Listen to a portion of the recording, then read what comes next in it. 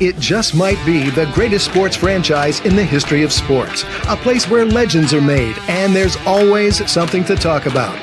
Get ready to immerse yourself in pinstripes. Start spreading the news, hosted by Paul Semendinger and E.J. Fagan, a couple of doctors with a prescription for Yankee fever.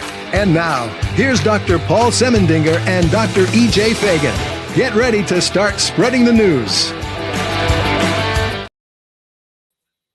All righty, here we are. That's a bad job out of me. That is terrible. That is terrible. I left that up. I should not have. This is the Start Spreading the News Yankee podcast. Paul Semendinger along with E.J. Fagan, who I will just a moment, but just a reminder that this program is brought to you by Artemisia Publishing.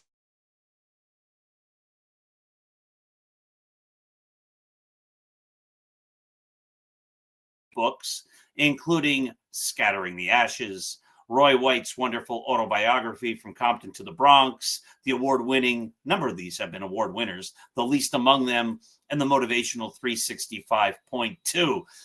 Oh, I hate when I make a mistake when we start. But anyway, this is not a mistake, my dear friends. We welcome to the stage the great, the brilliant, the wonderful Dr. EJ. How are you, Doctor? I believe a number of these may be award winners. That's a little humble of you right there. Oh, just a couple of award winners. I'm rushing through. Doing great, Paul. Here. Oh my goodness! Little background stuff. My internet wouldn't turn on, so every now and again, I don't know if you get this, where it just doesn't connect. So you have to. I think it happens to everybody. You were a little choppy too, starting off. So hopefully, I saw my face went away. So I think that was. Hopefully, you don't get disconnected, and I don't have to hold this for a while. Yeah, I don't think so. That was the old computer. That doesn't happen with this computer. But I just couldn't get on. I was like waiting, and then I, restart, disconnect, go back on. And, normally I get this already, 15 or 20 minutes ahead of time. It's nice and easy. Today it was within, I don't know, a minute and a half. But we did it. We got it there. So anyway, EJ, let's start, because we've been having this debate all over Start Spreading the News with the Volpe injury. Crazy. The guy has a torn labrum. Absolutely crazy. Okay, let me hear your. He has had a torn labrum since he heard a pop when he fell on his shoulder in June 1st or whatever it was. I thought it was May. Whenever it was, right? They did it again, right? That's the only way I can say this. The Yankees had a player so obviously injured, had members of the press, fans, John Boy media types, whatever, all saying, "Hey, the guy's shoulder is hurt." He's icing the shoulder after games. And mysteriously, he stopped hitting. He's hit below 200 since then. And he went from being one of the best defensive shortstops in baseball to being one of the worst and couldn't throw to first base. It is insane to me that this is not something that they addressed earlier. Now, look, before the trade deadline, you can say, look, he's got to play through it. They don't have anybody better, right? As bad as he's been, Oswald Peraza is worse. Sure. I can buy that, even though he was still really bad. Maybe you could have IL'd him. He could have rehabbed it, and maybe he would have been a little better. I don't know. It sounds like he's having off-season surgery. But when you get Caballero, who is already a decent enough shortstop, right? He's by no means a world beater, but he's a better defensive shortstop than Volpe was playing like. He was a better hitter than Volpe was playing like. He has all the pest stuff. He has all the Caballero stuff. The fact that you didn't immediately IL Volpe and say, we're playing this guy Caballero is insane to me. Just absolutely unconscionable. It just feels like Anthony Rizzo all over again, where it just feels like the Yankees have a culture of saying, shut up and play through the paint. Like, go out and post. Like that to me is what happened here. Aaron Boone just lied to our faces basically for months, I think. You don't go from, let's say this was a minor injury, really wasn't the problem. Maybe it was something else. Maybe the injury caused him to mess up his mechanics or something, but he was actually healthy. Like let's just say that's entirely possible. If that's the case, it's not, he doesn't sit for a bunch of days, get a cortisone shot, say that he has a labrum tear and probably have to have off-season surgery. Right. So like clearly this was a problem for months.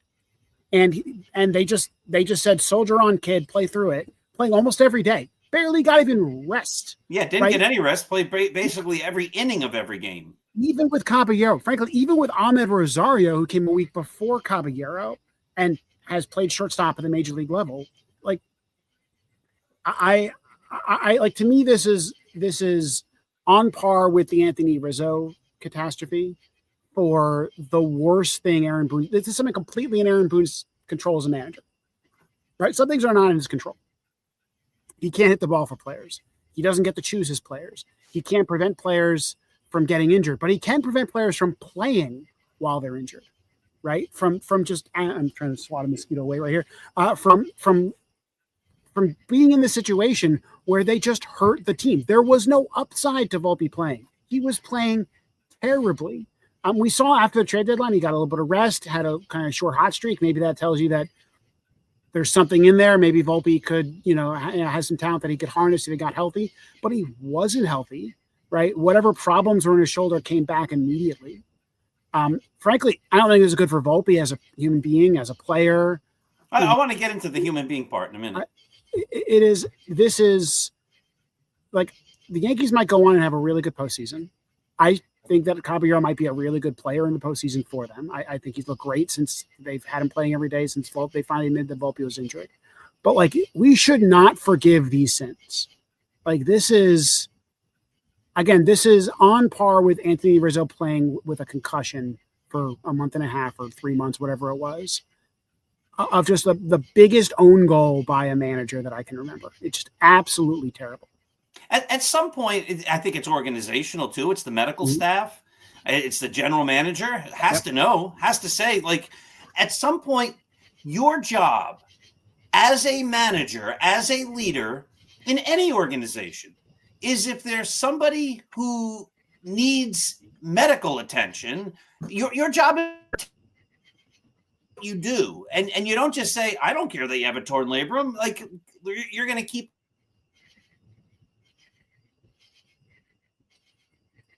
Oh, then we might have lost Paul right there. No, I'm back again. You're back. Okay. Yeah, but this keeps happening. It's a pain in the neck, but I think we'll be okay.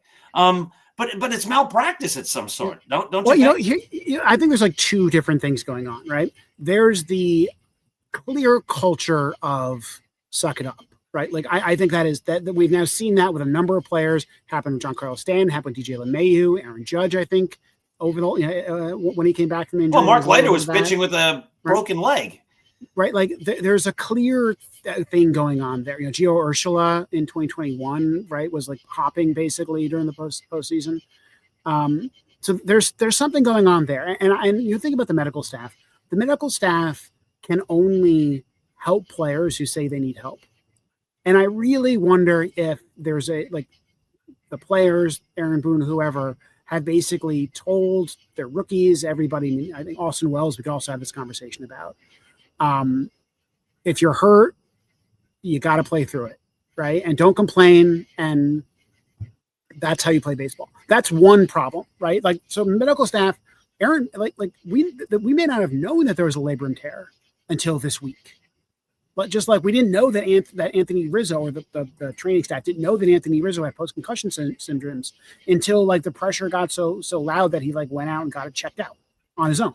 Right, but isn't it the medical staff's job to say, wow, he fell on his shoulder, let's check you out? Well, if Anthony Volpe is saying, I'm okay, I'm good. No. At some point you say, I'm sorry, we're still going to check you out. I mean, I think that there's a second half of this, which is Aaron Boone's responsibility. I do think that we have to remember these are medical staff. This is a medical situation. And ultimately, someone needs to admit that they're hurt for someone to, like, you're not going to be like, you have to get an MRI tomorrow. That's just not how medical professionals work. That's not how you can treat an employee medically, right? So I don't think it's that. But I do think that's Aaron Boone's responsibility to say, this guy is playing terribly. He is playing like he is hurt.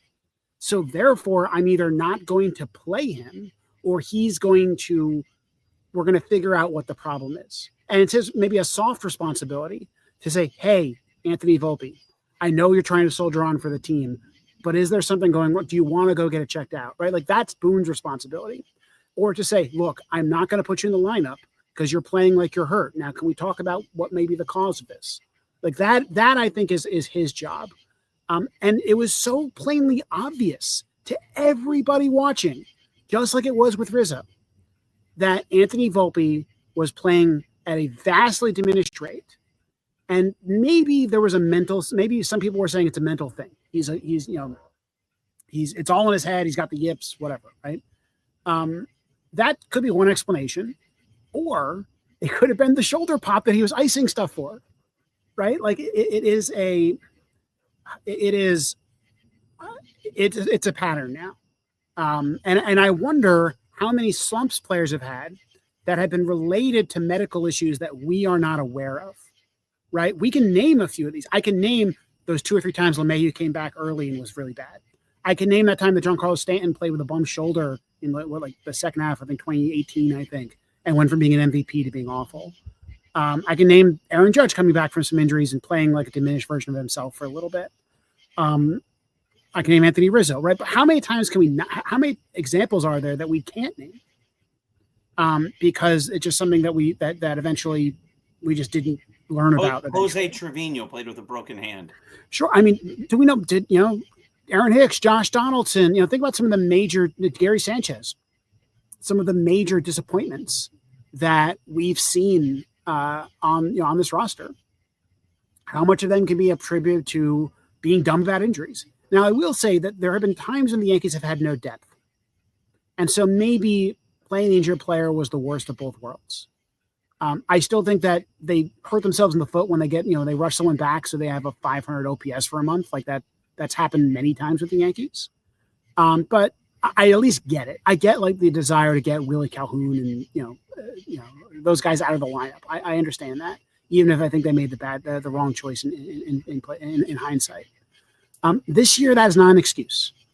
The Yankees, frankly, could have played Peraza over Volpe. If he's hurt, then you don't play him. Right. And maybe, And there's a difference. There's a difference, EJ, between suck it up. You know what? Your legs are tired. Your arm's tired. Every pitcher feels pain in his arm throughout the season.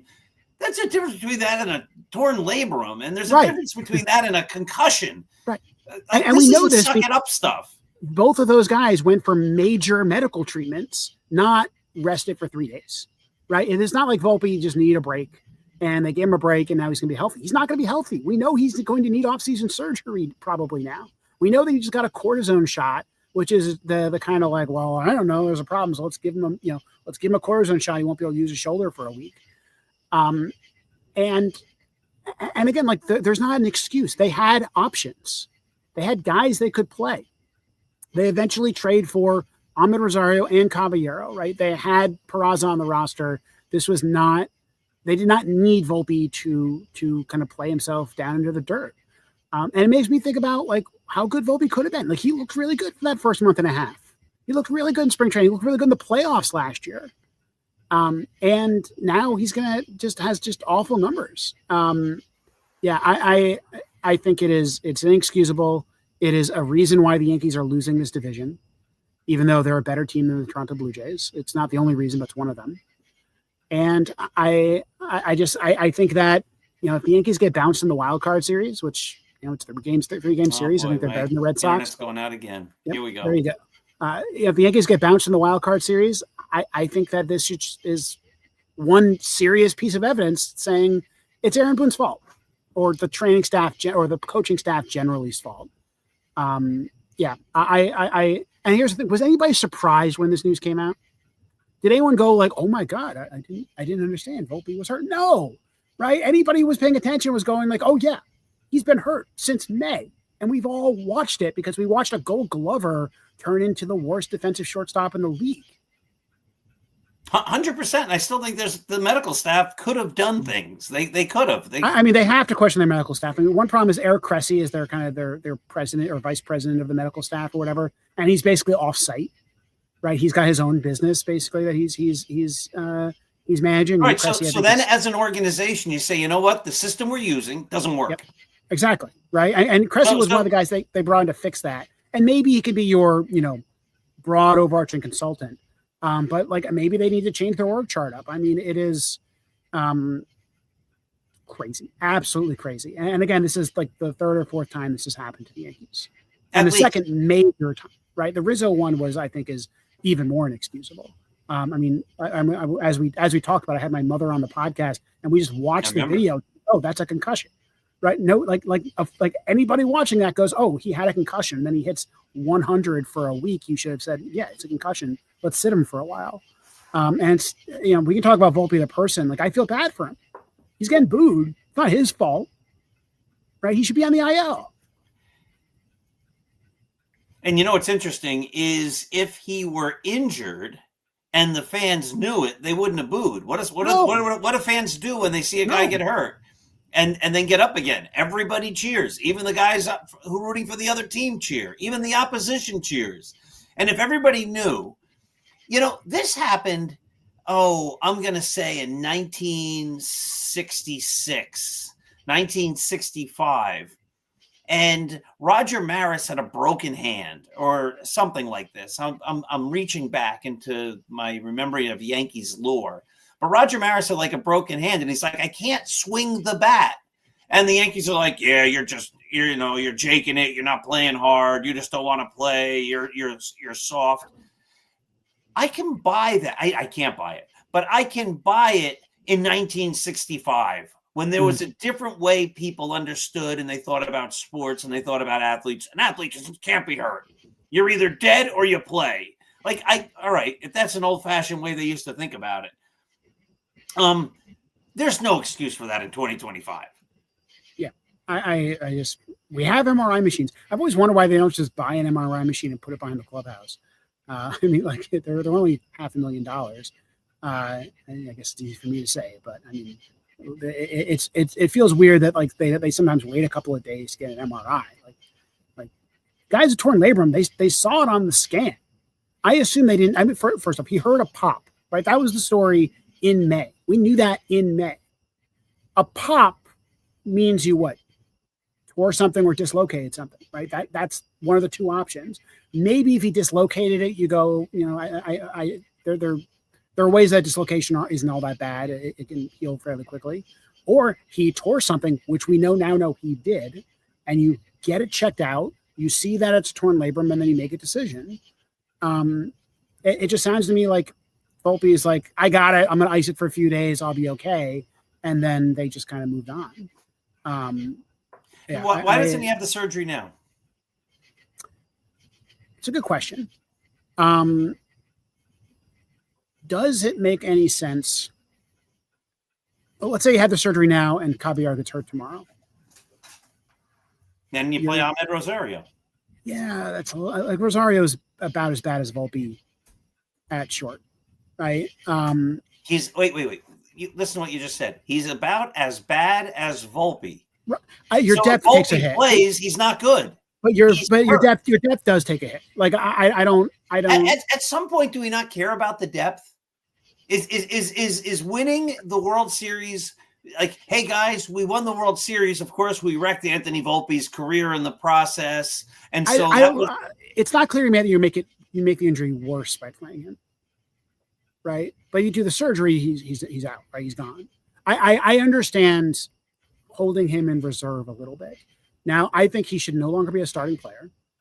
I think he's not useful like directly off the bench, but you can move him to short and move Caballero everywhere, so you still get some versatility off the bench effectively.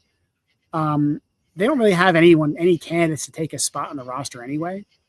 So like, I don't think you're hurting it anything by putting him on the bench. He could still kind of hit lefties while he was injured. So like there's some kind of role there. The Yankees have a lefty heavy lineup. Like I get the argument for not knocking him out for the rest of the season. Because I also don't know what the timeline is for a shortstop labrum tear, or how bad it is, or I honestly don't know the answer. I mean, the move would have been to IL him in May, but now that you've made that decision, I honestly don't know if it makes any sense to not wait a month.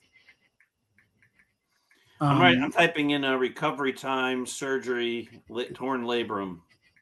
Yeah, I mean, pitchers, it's more than an off season, I think. Yeah, of course. Of course. You never get anything like. No, I don't trust any of those AI summaries. So I mean, we can move on if you want, but like, I'm glad this is over, and I wonder if we're going to quickly realize that the Yankees are better. Like that Caballero is really good, and Volpe might lose his starting job next year. EJ, my internet keeps stalling.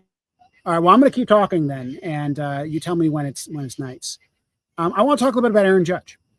I've been right before we started here. I was kind of writing out a blog post about Judge, and it's the opposite of the Volpe news, right? So let's go from Volpe to something kind of fun. I saw something about Judge while I'm here because I keep popping off. Mm-hmm. Are you noticing that I keep popping off? Yeah, yes, I can see you keep popping off. You're freezing up on us, and I think the people are also seeing you freeze. Yeah, so this is really. It's I almost sort of jump out and jump back in, but I don't think I can without losing the signal. Yeah, but you keep going. You talk when your signal's good, and then I'll try to talk when it's getting messed up. All right, so here's what Aaron I want Judge is back, baby. That's the post. 3 out of the last 4 years, Aaron Judge's OPS plus has been over 200. And I saw somewhere, or I don't think any other player since Barry Bonds has had a season of an OPS plus. Now I could be making. I think there's like one or two scattered around, but no one's done it more than once. And so he's done it 3 times in 4 years. And the 1 year he didn't do it, I believe, before I pop off again, I believe that was the year that he ran into the wall in LA. And he was well above 200. In fact, he was having his best season, including all these other seasons before that happened, I believe. And he still ended at like 175. I'm not going to look at the page because I don't want to. He's doing great. I think to me, I'll tell you what his OPS plus is now, but there's something I've got my eye on right now. So he's at 207 now for this season after this recent hot streak. I want to talk about the hot streak in a second. But one thing that I really want to pay attention to is career OPS plus. Aaron Judge is currently, I believe, 7th on the career OPS plus, 6th on the career OPS plus leaderboard. Now that doesn't include his decline. Like he might get worse over time. I actually don't. He might not, but he might end his career like some of these other guys did, with a lower OPS plus. Here are the players in front of him: Babe Ruth, Ted Williams, Oscar Charleston, whoever that is, Barry Bonds, and all right. So that you put a little asterisk. Oscar Charleston played in the Negro Leagues. Okay. Oh, there you go. So it's not it's major leagues. That's what they decided, but it wasn't. I don't think I'd have to look it up, but I don't think he has the body of work, the amount of games played as these other guys. It's Barry Bonds, a bunch of pre-integration players, and Ted Williams, who's kind of the line between integration and pre-integration. Right, because Williams came up in 39, I believe, and Jackie Robinson broke the color barrier in 47, and then Williams retired in 1960. Right. So Williams straddles that integration line, but we're still talking pre-modern baseball for everybody but Barry Bonds. Barry Bonds has a career OPS plus of 182. Judge is at 177. And he has been, again, over 200 on average over the last 4 years. There is a very strong chance that that Judge ends his career above Bonds to make him the best adjusted OPS plus of any modern baseball player. And that's given, how Judge's late start and all of that. And to me, that's a number I'm watching.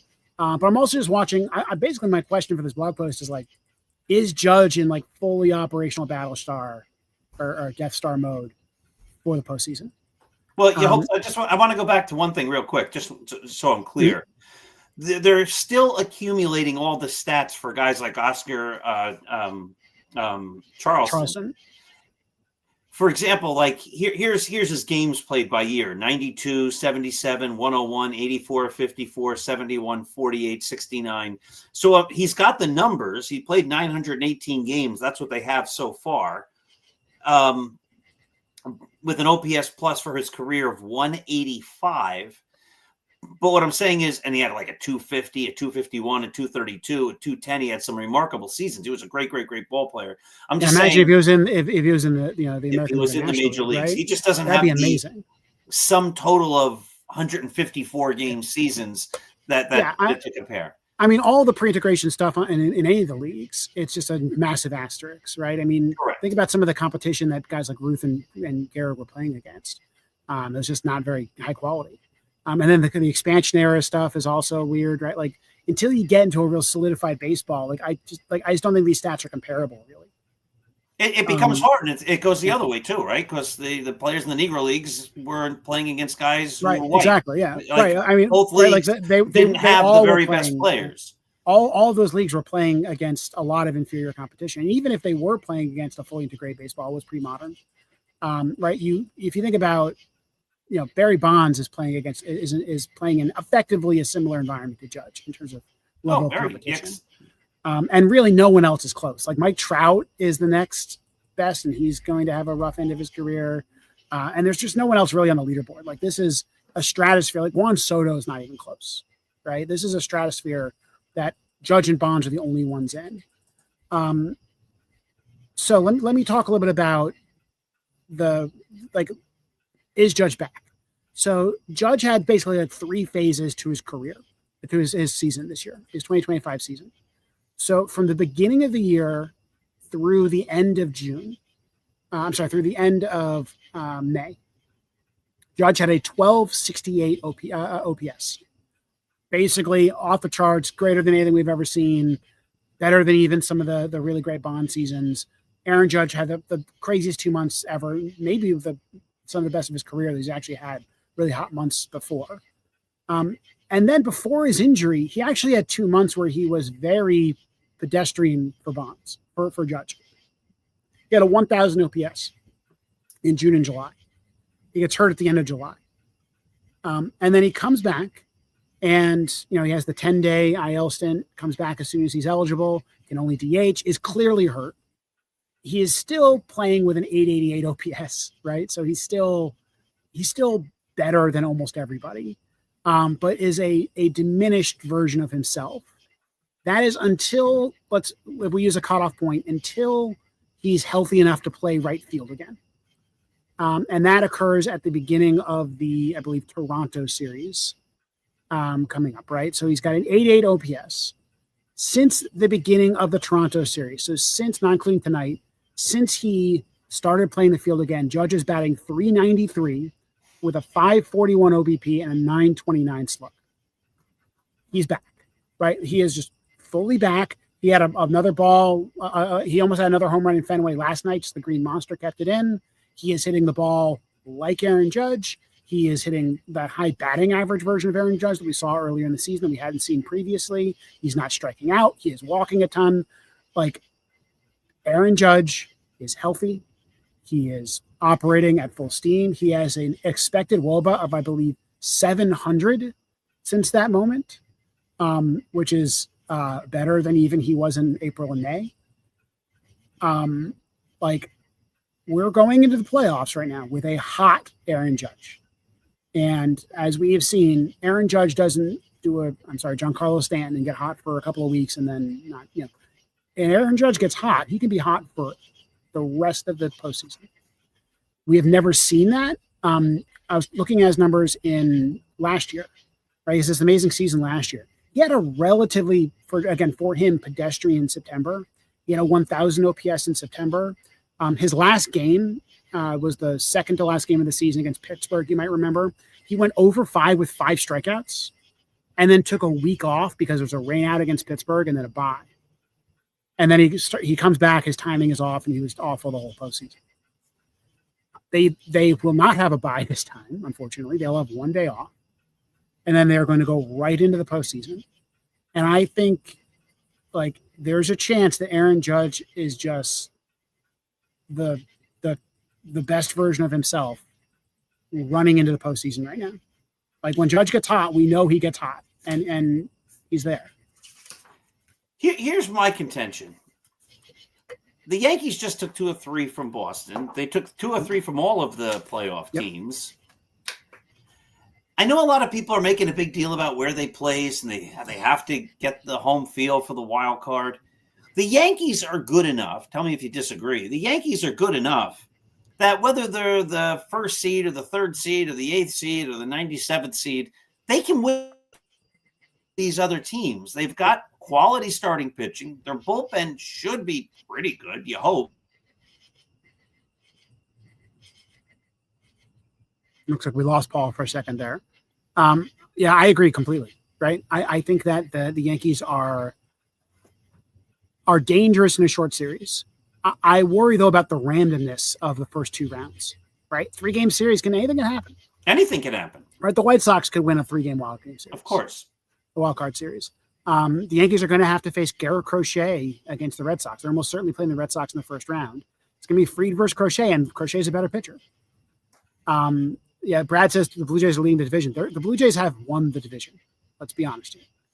Especially if the Yankees don't win tonight, the Yankees will be 5 or will be 6 back, I think, with 11 games to play. I think I saw that if the Yankees go 12-0, the Blue Jays only need to go 9-4 to win the division. It's over. That said, they also have a solid lead on the first wild card spot, thanks to beating Boston. And so they're probably going to be home for the wild card. That's good. I hope they can. Wherever they play, they have the talent that they can win. They should be able to absolutely. Win. And not only that, at home, they have Max Fried going in game 1, who's now back. And so, again, he's not as good as Garrett Crochet, but he's good. The Red Sox are not going to have Roman Anthony. And so they get this diminished version of themselves of struggling to score runs. We saw that before. They got Carlos Rodon in game 2. They got Heel or Schlittler in game 3. So they are set up to advance. Now, one thing I worry, the one reason why you want that second wild, that bye, is this now means that they're going to go into the ALDS with pitching their 3, 4, 5, not being able to pitch Fried and Rodon from games 1 and 2, 4, 5. All right, answer me this. I'm going to get cut off again because this has been a frustrating half an hour. But isn't it typical of fans if the Yankees get the bye and then they lose, they go, well, they were cold. But then if they don't get the bye and then they lose, it's because, well, they had a really tough playoffs because they had to play the extra round. It seems like the bye that's is an good. excuse The bye is either good. way. The bye is generally last year they good. used it as an excuse. That's why Judge didn't hit. He had too much time off, and he got rusty. That's one of those things everybody argues both ways against. Let me argue this. I think as a team you want the bye, right? Because it means you don't have to play the series. You get the advantage, I agree. right? And I would rather have the bye, but I think people argue it.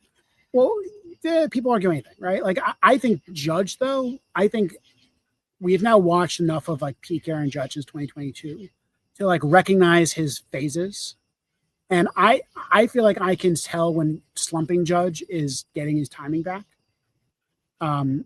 He'll start, he'll be whiffing for a while. Judge is a guy who's one of the highest whiff rates in the league. So he'll just be swinging and missing and looking lost. And then he'll start hitting a few balls up the middle. You'll start to see ground balls and line drives at 150 miles an hour. You're like, he's a week away. And then he explodes and he goes full Judge. And I just feel like he's a timing player. He's a player that needs to have it dialed in perfectly. And when he does, he's unbeatable. So you don't want the bye. What's that? So maybe you don't. Maybe Aaron Judge specifically don't want the bye. Now, you might want the bye overall because you don't have to play the games. You get to rest your bullpen. You get to rest your starting pitching. But maybe the bye is still good, even if it means Judge might lose his timing. But I think that there's an upside, which is that Judge might carry his timing if he still has it in 2 weeks straight into the postseason. I also think about Giancarlo Stanton, right? Right now he's in a really bad slump. I think we've realized Giancarlo Stanton has like 500 OPS in 3 weeks. That's really bad. Like he went from being the highest hitter in baseball to the coldest. That's how Stanton works. I think that if you get Stanton to get his timing back, you also want to keep it. He's another one of those players that once he gets dialed in, he's in. There's other players that I'm not worried about. Like I'm not worried about Cody Bellinger losing his timing. I'm not worried about Jazz Chisholm losing his timing. He's been really consistent. I don't know if you saw the stats. His 162 game performance is crazy, right? Almost 50-50 with the Yankees. MVP level performance with the Yankees, especially if he was playing second base the whole time and kind of has, Gold Glove second base war rather than half a season of Gold Glove second base war. Like those are guys I'm not really worried about. I'm not worried about Caballero. I'm not worried about maybe I'm a little worried about Trent Grisham. He's been kind of slumping lately. He just could be tired too. He could be tired. Regular player in maybe a while. He has an injury we don't know about. They're the catchers. I those guys I'm not worried about timing. I'm worried about other stuff. But Judge and Stanton, if they're hot, I don't want any off days. Right? Just play them every day.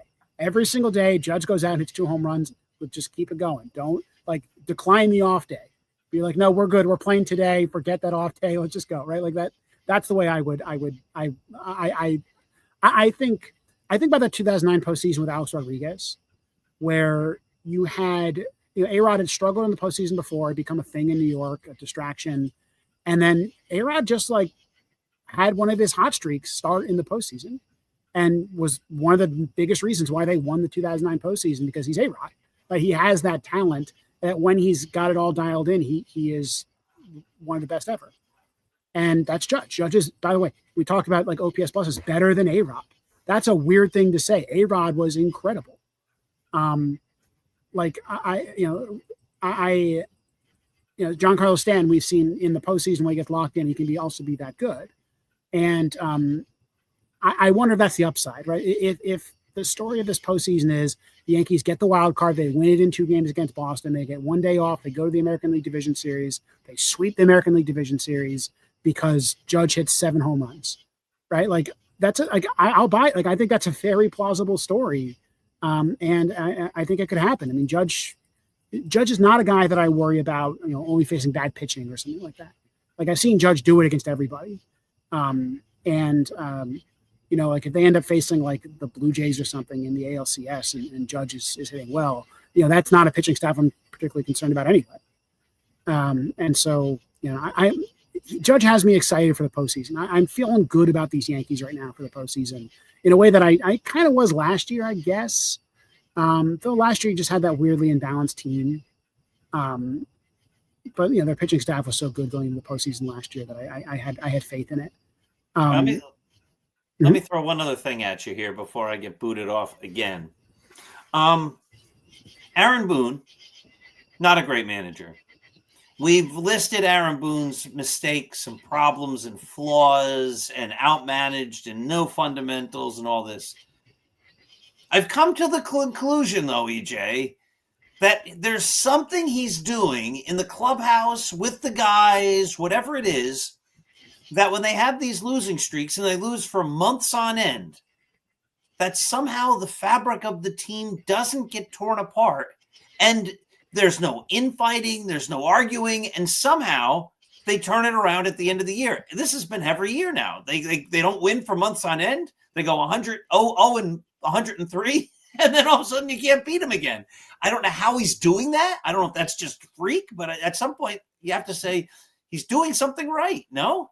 Yeah, I think,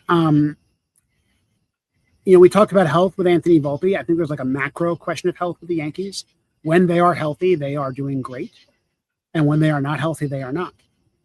And I wonder about a lot of the slumps the Yankees have gone through, how much of it can be contributed to a lot of players playing hurt, or sometimes it's players on the IL and then not having depth to replace them, right? Those are 2 different things problems the Yankees have had in the Boone era.